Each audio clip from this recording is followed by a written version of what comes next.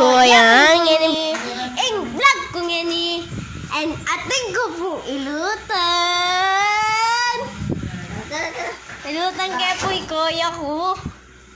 Dibo, kaya po ni. Burong Manila.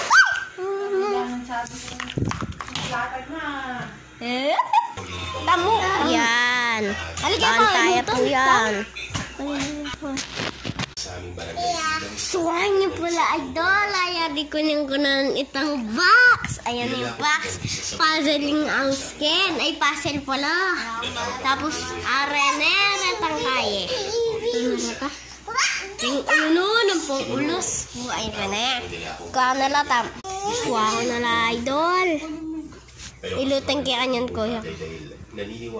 Si, ano yun? Sapin. So, ano po, ito na pong ilutan. Kailangan ko pong apikasin.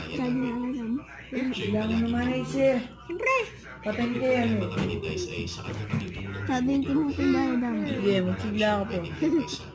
Mayabang yan, guys.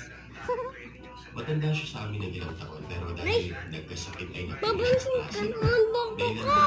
Ang baho ng ano mo. Ang baho ng baka. Ako naman ang pinaka-chill sa amin. Bubitis. Yutra lamang kasi maraming mag-asama. Basta mo, may ariling video. Idana, Jay. Hindi rin mainitin ang mga ko at hindi praning kagaya sa may konting problema lang natatarita na.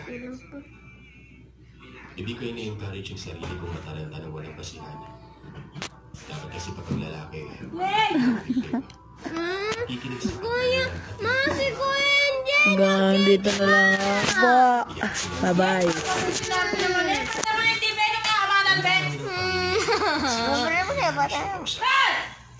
Ilutang kaya po kuya ko. madali lamang talaga siyang matakot at magalala. Paano niyo makuha niyo?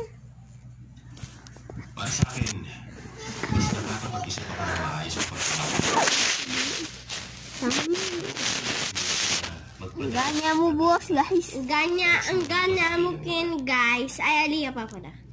Nagulat ako kasi nga kapag inuna ko ang takot ay hindi ko gawa ng solusyon ang problema. Ini guys, makanini ko.